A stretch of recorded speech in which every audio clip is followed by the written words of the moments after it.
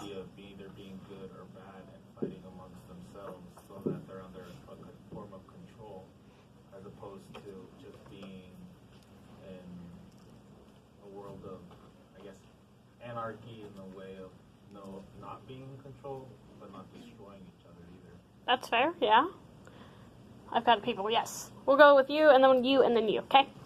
I feel like that last point's actually a really good one, and not that a lot of the deeper analysis for why they do the rankings aren't valid, but as far as Japanese culture goes to begin with, they're a very competitive culture, and the fact that the show and other shows also rely so heavily on that competitive factor, I feel like just goes back to the roots of Japanese culture, and a lot of the shows might feel empty, I guess, to the creators or even their audience if they leave that part out.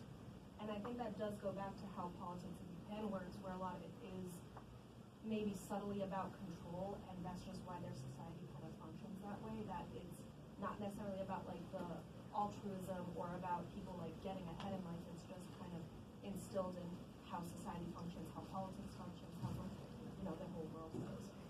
Yeah, that's true. I've heard that they're very competitive. Rankings would definitely do that for sure. Yeah.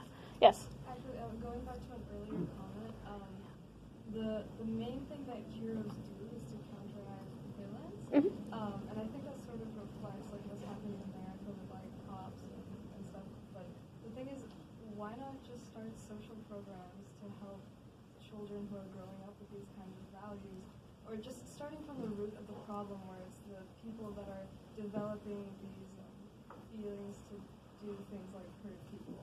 So, I mean, yeah, no, that's a good point because, we talk about Shinso. We talked about Shinso for a moment. He wants nothing more than to be a hero, but people keep telling him with a quirk like that, you could be a villain. And that would definitely shape you.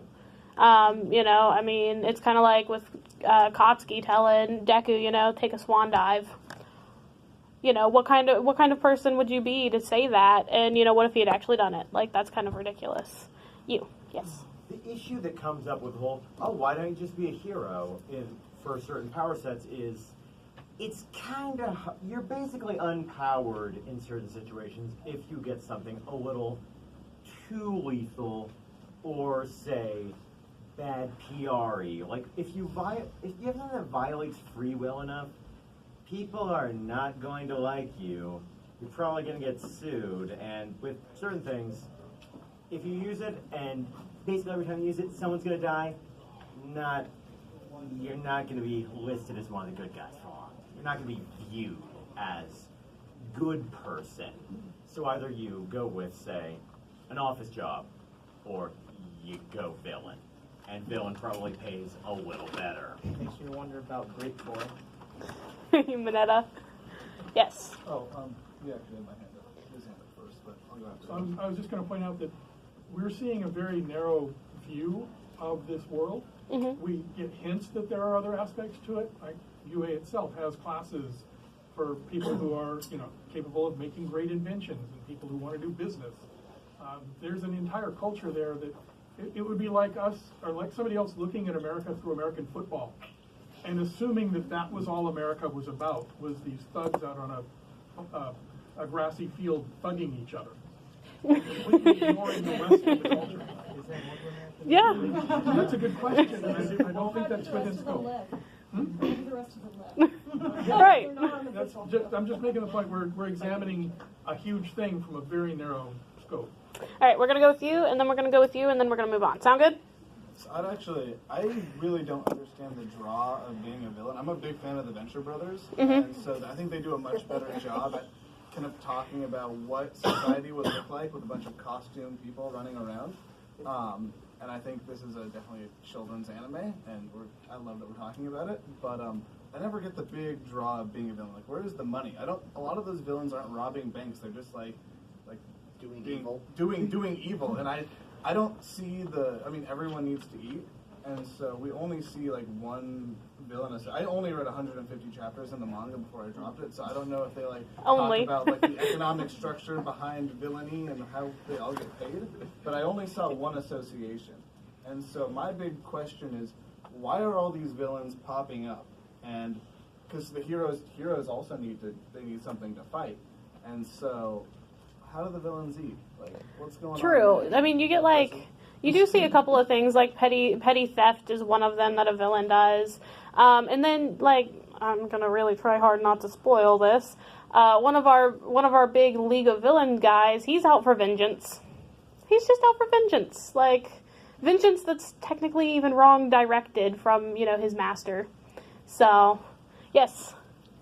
Theory about where they're getting their money. They all work in tech support. Oh, really? I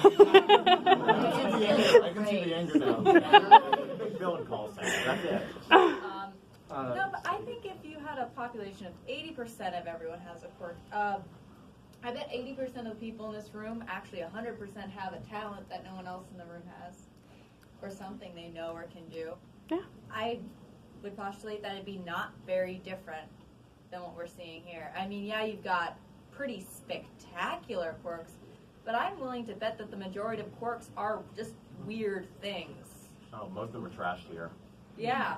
Yeah. I would think it'd mostly be us and then the Olympic athletes over there. There's a meme floating around where it's where Deku's in his middle school room, and it's everyone's laughing at him for being quirkless, but this guy just has extendable fingers. Is that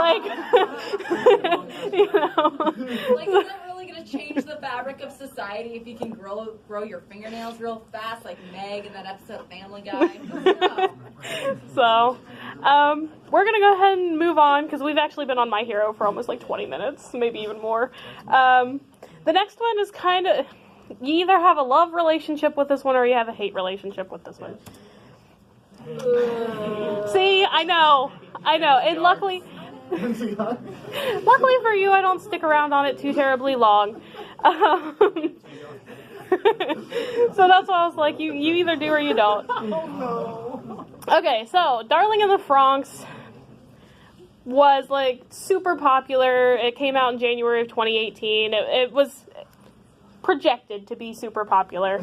Due to running into time constraints, they actually had to cut out a lot of content from it, so we actually didn't get to see a lot of the stuff in anime, which is why you're oh, this one plot is great, and then outer space.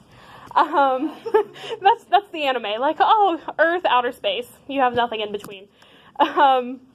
So basically, humanity was on the edge of extinction when this mysterious council of masked men pops up and says, hey, we can, save you from yourselves. You're fighting yourselves. We can save you from yourselves.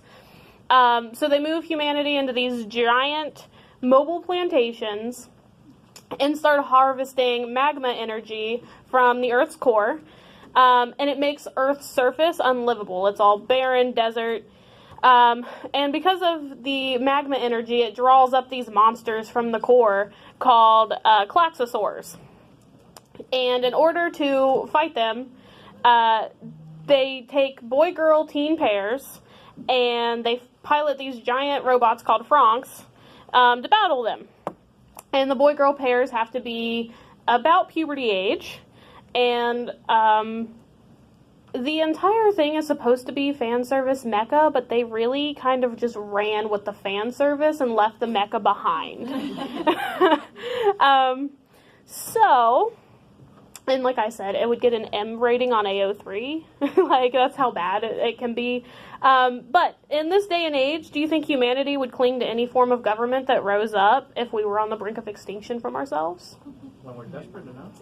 Yes. Yes, I do agree that we would, there's always the lone anarchists or wherever you want to go, but we cling for order in chaos.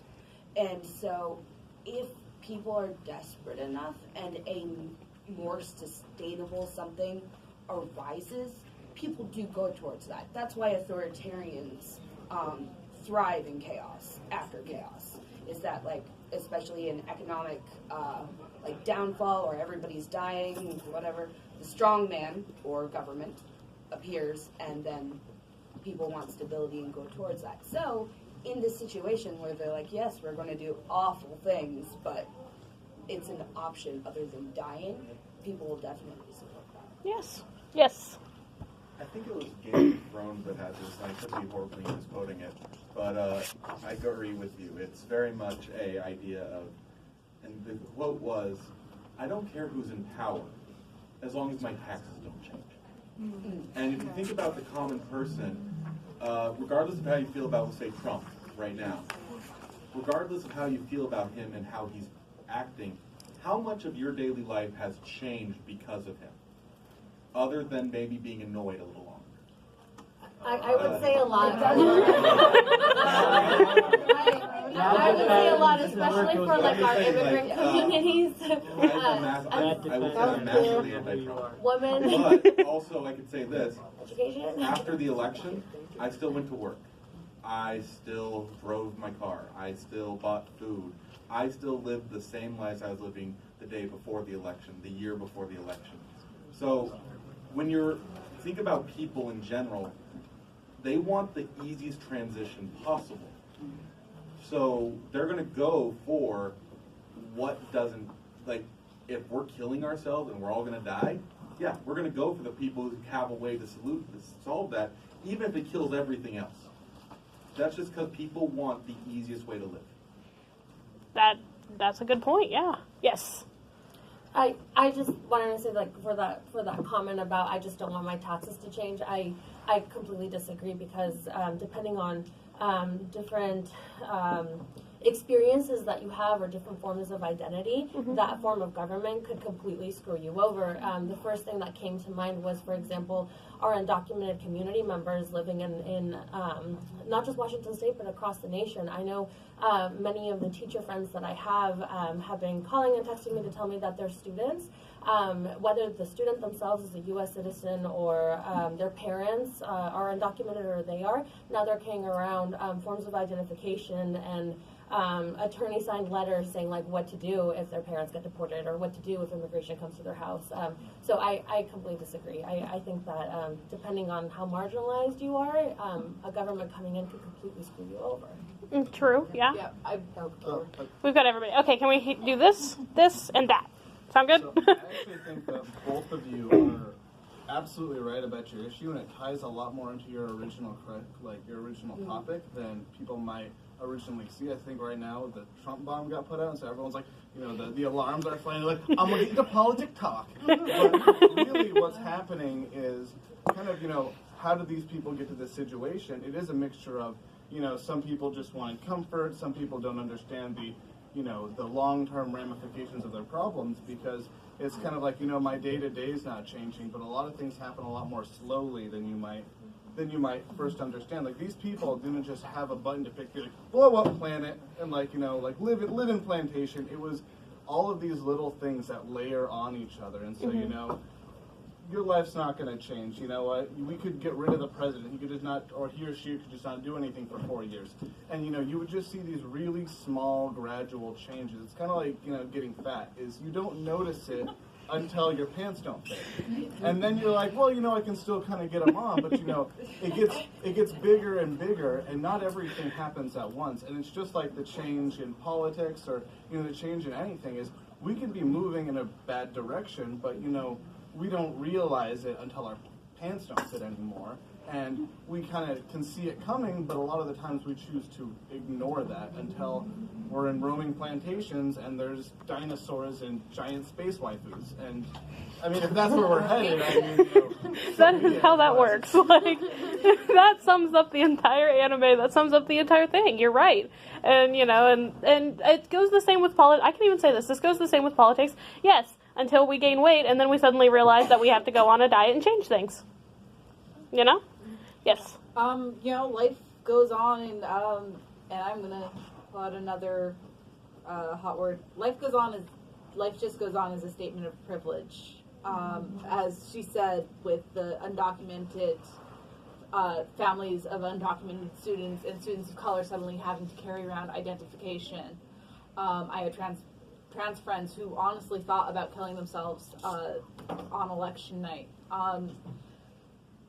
Life goes on if you are not someone who is targeted, and if you are someone who is, your life could change very dramatically, very quickly. Yep. And I do think that in a situation like that, it is easy for dictatorships to take over, because the privileged majority is able to be like, well, this is the best for what's good for us and then totally leave behind the marginalized groups. Or exploit them. Or exploit them. Which is why it's tragic. And, you know, Yeah, that is I think that's the whole moral question and point of it is, I mean, it's not just marginalized peoples we're talking about. I haven't seen this, but it sounds like they roasted the entire earth. I think it's fair to say that is, life goes on for me and everyone else can perish. And if there's enough people with enough power who say that, then that's what they'll do. They'll roast the earth, and that's, Yeah, life pretty much. going on Yeah. for them. It makes money. Yes. Well, the one thing I would say is that morality is based off of each and every individual person. What's right for one person is not necessarily going to be right for the other. And the analogy I use is I work on Capitol Hill Safeway. So during Snowmageddon, when all the shelves are empty because everyone's freaking out and all this, the best comment I heard was from one of my vendors. She grew up in communist-era Poland. So when she tells me, Mebel, when I'm talking about the shelves are empty, this is what I'm talking about. Except for her, when the shelves were empty, it's because the economy was destroyed. No one had jobs. No one has businesses. No one knows when the next time the shelves are going to be actually stocked because someone actually can make a profit off of making their goods. So for a lot of people here, yeah, I'm sure, like, your political party didn't get elected. Fine, whatever. For that person who grew up in communist-era Poland, yeah, for her, maybe her political party didn't get elected, but you know what? She knows she has a job. She knows she's not going to lose it. She knows we're not going to descend into civil war. She knows that because she grew up in a type of community that actually really had to worry about something like that. Yes, it's great to disassociate from that, and like I said, morality is based off each and every individual person. But to me, it sounds like a lot of people don't really go out and actually talk to people who actually like dealt with this situation. There's a lot of people here who come from these countries where it's like they actually deal with real oppression. Here, we'll go this one, and then you. Sound good? And then we'll go with you. Tying together a number of these points that are all made. It's pointed out that each political thing that changes usually only changes it for some people, not everyone. But you can think of it like a boundary just being moved 5 feet every single time something happens. And you're not going to notice much until the boundary moves past you. And then you flip to a different side of society. And that ties in back to what we were talking about with My Hero Academia of why are villains villains? If you look, a lot of them, they have good reasons for what they're doing. Stain was just trying to say, hey, there's this ideal of what it means to be a good person. Nobody's paying any attention to that anymore. Everybody's chasing after the money and the glory and the fame. I need to make a difference in society by setting an example. So he's past that point of marginalization, and he's trying to fix society. So what a villain is, in some essences, is a good guy. But a good guy of a different side. Someone who is a good guy for the side that's not the status quo. And a good villain anyway. There's a lot of cheesy villains out there that totally act like that. Even with Darlene and the Franks, not to give any spoilers, but there are antagonistic individuals who have very good reasons for doing what they do. And pulling back into everybody having their own reasons and their own morality, this all comes together that it's how much choice does a person have and how much ability they have to impact themselves and the society as a whole. So in a way, although we're all individuals as far as our morality, there is a group morality of how much freedom does everybody all share. Are there no boundaries, or where are those boundaries currently setting, and what can we do to remove those? Who else? We had you? Yes. So I want to go and touch a little bit on, I love the quote that says life goes on for everybody who is in a position of privilege. I like that, but to your point where you said that the person from, I don't know where you said she was from, but that she actually faced real struggle. Well, if you ask me, when I call the police about someone to come out into the middle of the dark and they question whether I was the person who actually did the bad thing, that is my real life struggle because they have a gun and I don't. So whether it's their life that they have a job or they have to pick up groceries or not, and whether it's me facing down possible barrel of a gun, my life is still on the line. So I would say that I have a very strong struggle, and as far as to the point of like, I really like who said about the, I think you said about the getting fat. Well, now that we're like taking away the Clean Water Act, we're taking away the Clean Air Act, Environmental Protection Agency's gone. I think that's the start of us eating a lot of Oreo cookies, and we're starting to get fat.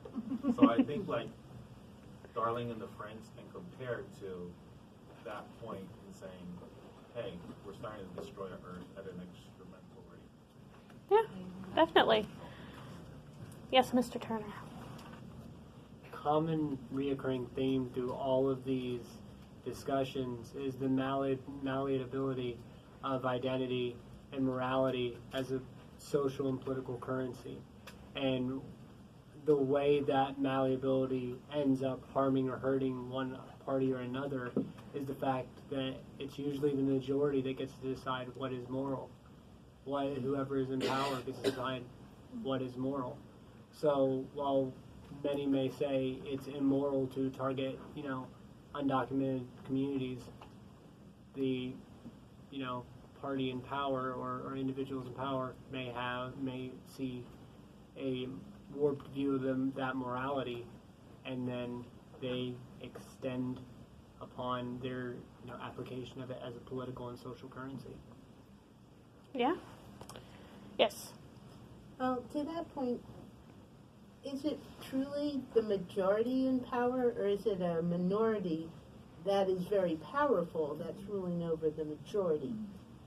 Because if you're looking to impose rule, one of the ways is to use a lot of force and propaganda or whatever to have the mindset of a few people control what society perceives. Like I think of the Koch brothers controlling the influence of conservative politics to kind of lay that fabric over the whole country.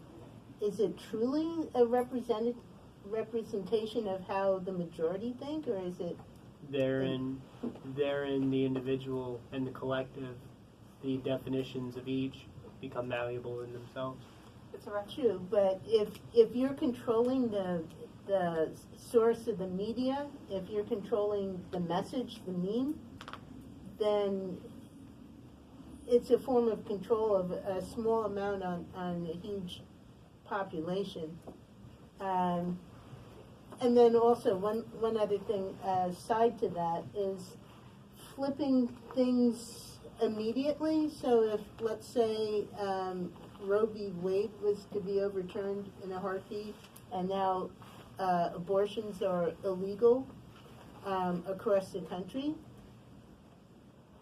for a lot of women, that can be, a life and death, an immediate life and death action. I remember the time when you heard stories just about every week of people bleeding out in taxi cabs because they didn't have equal access to health care. So. Yeah. Yes. Hi, you. Oh, Hi, you. Yes. I want to say I definitely agree with the pants comment, which is. We really love to go back to this, and it's great. I do feel like we're really more in the stage of the pants not fitting rather than the getting fat. It seems like all this stuff that we're dealing with right now in the real world politics is the pants not fitting. But I also want to go back to the point made much earlier about I might have to get back to that because it's going to come up when I describe this. I really think that the greatest point in many abridged series is when they sort of say, and then the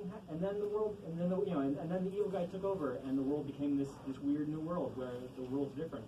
And when the abridged version says, how did that happen? Well, we don't know. It just happened. I feel like that's kind of the thing that happens a lot in stories a lot, where we don't know how the world just changed. It just changed that way, and now these are the rules for the story. Mm-hmm. But in the real world, it's more like Al Gore trying to tell everybody about global warming.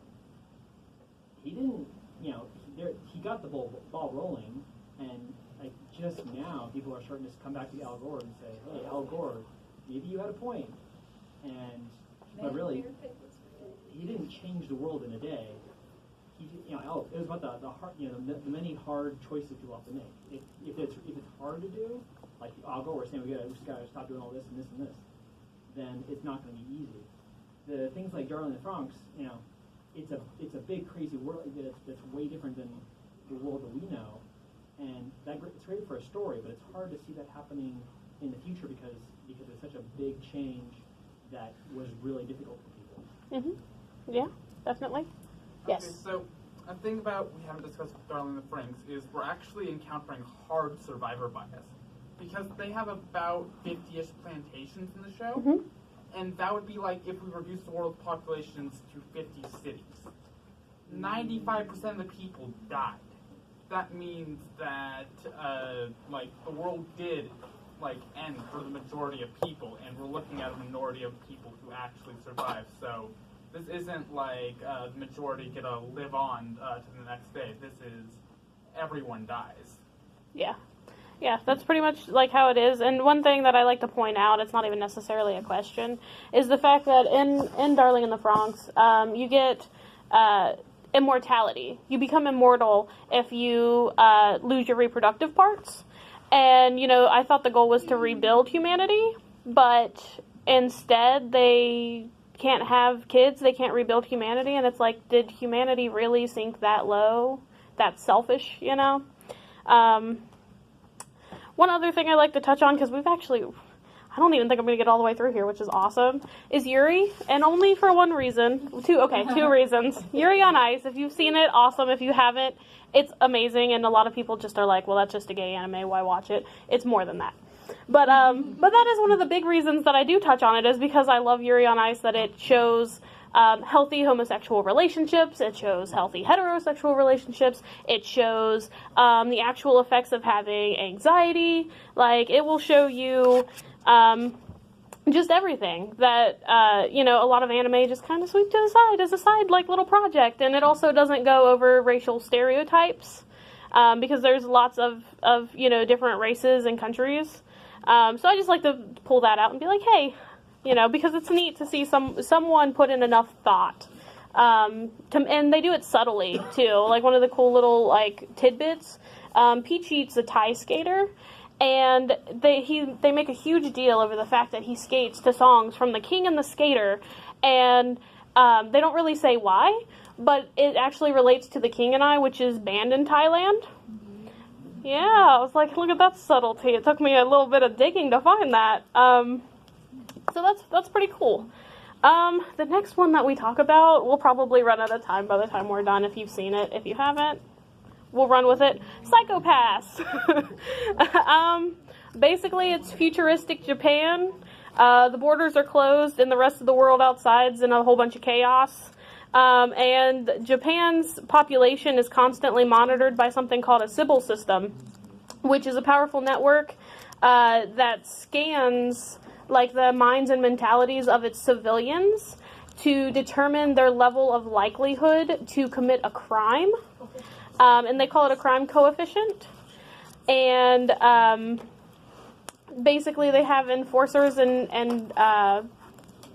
they have enforcers who are overshadowed by inspectors to basically take care of these people with different crime coefficients, and depending on how high it is, you either get paralyzed, severely maimed, killed, And it originally started, one thing I really like to point out is it originally started out as an aptitude test and was slowly introduced over generations. And that's I can actually really do a real world application to this, because as a younger generation, generations throw a lot of hate at each other right now. They really do. And the younger generations really want a lot of change. We want a lot of change. We want more equality. We want, more rights.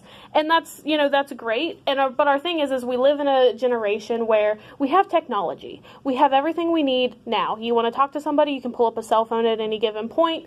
You can get information at your fingertips. And we apply that to how we want our change. We want our change right now. And there's nothing wrong with that, but as humans, we're not that fast. We don't catch up that quickly, and so we get frustrated, which is how we get divided and split up as people. And so that's just something that, I give you a little bit of food for thought to chew on, as to how to handle that. As a generation, we want change. Well, we need to think about how to handle it in a way that's, maybe not instantaneous, but we can manage it. So, would you say that Psycho-Pass is a plausible, possible representation of the perfect society? Yes. We actually see this happening right now in communist China. Yeah. Where they have, it's like social scores. Social credit. And you actually get restricted on buying gas, where you can move. And it is ultimately about controlling the population. And so they do like to fluff it up with like, oh, this is good. This means that you're a good person. When in reality, it's trying to dampen down on people who might resist. And you do see that within Psycho-Pass as well, is that, that as we see, like the enforcers actually have criminal coefficients. And that's why inspectors are there to monitor them. And a lot of it is they're, even the inspector, I cannot remember her name right now, though she is awesome. Yes. She even starts to struggle with her own